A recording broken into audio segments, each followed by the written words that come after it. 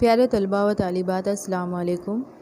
اس سے پہلے کے پیریڈ میں ہم نے ایس میں 16واں لیسن شروع کیا تھا، اقتصادی اخلاص کاری اور عالم کاری، جس میں ہم نے اقتصادی اخلاص کاری، خانگیت اور عالم کاری کے بارے میں معلومات حاصل کی تھی۔ اب آج اس کے بعد ہم دیکھیں گے عالمی تجارتی ادارہ، گجراتی میں کہیں گے وشو ویاپار سنگٹھن۔ تو 1 جنوری 1995 سے بین الاقوامی تجارت کے لیے عالمی تجارتی ادارہ قائم کیا گیا۔ اس ادارے کا اہم مرکز سوئٹزرلینڈ کے جینوا شہر میں قائم کیا گیا ہے۔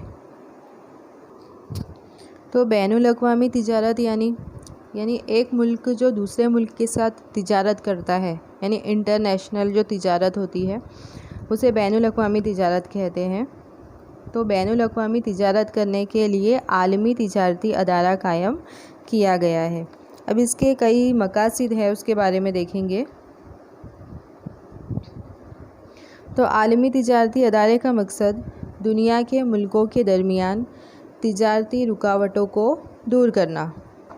اس کے علاوہ دنیا کے ملکوں کے درمیان تجارتی تعلقات قائم کرنا، دنیا کے ملکوں کے درمیان تجارتی پالیسی کے لیے ہم آہنگی قائم کرنا، اور دنیا کے ملکوں کے بیچ میں جو تجارتی مسئلے ہوتے ہیں ان مسئلوں کو حل کرنا، یہ عالمی تجارتی ادارے کے مقاصد ہیں۔ اب اس کے کام کیا ہے، یعنی وہ کیا کام کرتا ہے؟ تو عالمی تجارتی ادارے کا کام یہ ہے کہ تجارت کے لیے ضروری خاکہ تیار کر کے تمام ملکوں کو اس پر عمل کروانا۔ دوسرا یہ ہے کہ دنیا کے ملکوں کے درمیان تجارتی تعلقات قائم کرنے میں اہم رول ادا کرتا ہے، بین الاقوامی تجارت کی حوصلہ افزائی کرتا ہے، اور تجارت کے لیے تمام ملکوں کو ضروری اصلاحات کے مشورے دیتا ہے۔ اس کے بعد دیکھیں گے بھارتی اقتصادیات پر اثر۔ عالمی تجارتی ادارے کے بھارت کے اقتصادی نظام پر کیا اثرات ہوئے ہیں؟ تو عالمی تجارت میں بھارت کا حصہ پہلے 0.5% تھا، لیکن بین الاقوامی تجارت میں اضافہ ہونے سے اور ہماری برآمدات میں اضافہ ہونے سے عالمی تجارت میں بھارت کا حصہ بڑھ کر 1% سے زیادہ ہوا ہے۔ اس کے علاوہ عالمی تجارتی ادارے کا ممبر بننے سے بھارت کے تیار پوشاک کی برآمدات میں اضافہ ہوا ہے۔ تیار پوشاک یعنی ریڈی میڈ کپڑوں میں اضافہ ہوا ہے، اس کی برآمدات میں اضافہ ہوا ہے۔ اس کے علاوہ بھارت کی زرعی پیداوار کی برآمدات میں اضافہ ہوا ہے، اور برآمدات میں اضافہ ہونے سے درآمدات پر ہونے والے دباؤ کو کم کیا جا سکے گا اور غیر ملکی چلن میں اضافہ ہوگا۔ اس کے بعد ہے مستقل ترقی، گجراتی میں کہیں گے ٹکاؤ وکاس۔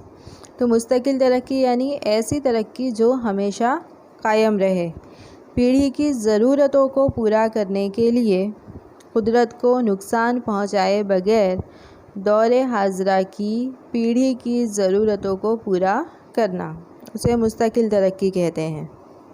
یعنی ملک کے اقتصادی نظام میں اس طرح سے ترقی ہو کہ ماحول کو نقصان بھی نہ ہو اور تمام لوگوں کی ضرورتیں بھی پوری ہو سکے۔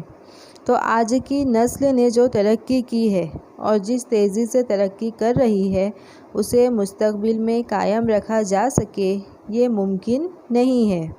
دور حاضرہ کی نسل جو سہولیات سے فیض یاب ہو رہی ہے، وہی سہولتیں شاید آنے والی نسلوں کو نہ مل سکے، ایسا خوف چھا رہا ہے۔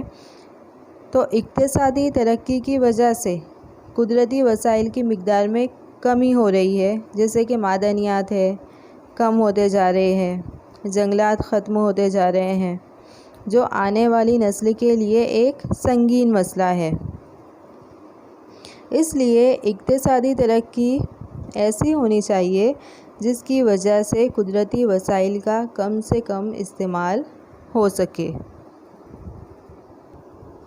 اس کے بعد اگلی ہیڈنگ ہے قدرتی اشیاء کے تحفظ اور اضافے کے لیے ذیل کے معاملات کو مد نظر رکھنا چاہیے۔ تو دوبارہ استعمال کیے جا سکے ایسے وسائل جیسے کہ زراعت کی زمین، جنگلات، آبی دولت وغیرہ کا استعمال ان کے معیار کو برقرار رکھتے ہوئے کرنا چاہیے۔ جو وسائل، جو قدرتی چیزیں صرف ایک ہی بار استعمال کی جا سکتی ہو، جیسے کہ کوئلہ، پیٹرولیم، معدنی تیل، قدرتی گیس وغیرہ کا احتیاط سے یعنی کم سے کم استعمال کرنا چاہیے۔ آمد و رفت کے ذرائع کا خرچ کم ہو ایسے مقام پر صنعتیں قائم کرنی چاہیے۔ اس کے علاوہ جن آلات کا استعمال ایک سے زیادہ مرتبہ کیا جا سکے انہیں زیادہ استعمال کرنا چاہیے، جیسے کہ آبپاشی کا منصوبہ جیسے کہ ڈیم ہے تو اس کا ایک سے زیادہ بار استعمال کر سکتے ہیں، جیسے کہ بجلی کی پیداوار میں، سیلاب پر قابو پایا جا سکتا ہے، اور آمد و رفت وغیرہ میں آبپاشی کے منصوبے کا استعمال کر سکتے ہیں۔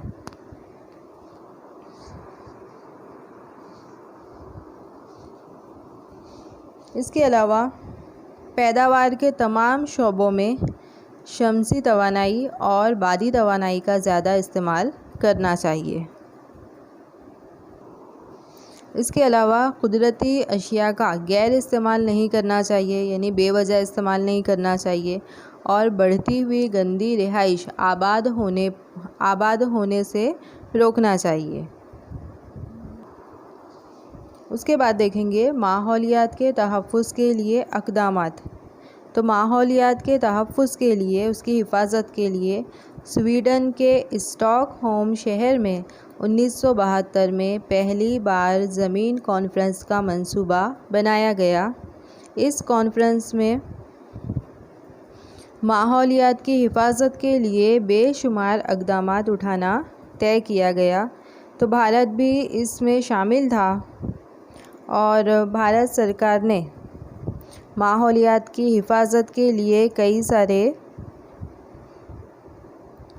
کئی ساری کوششیں انجام دی ہے، جیسے کہ آلودگی پر قابو پانے کے لیے مرکزی سرکار اور ریاستی سرکار نے آلودگی قابو بورڈ کی بنیاد ڈالی ہے۔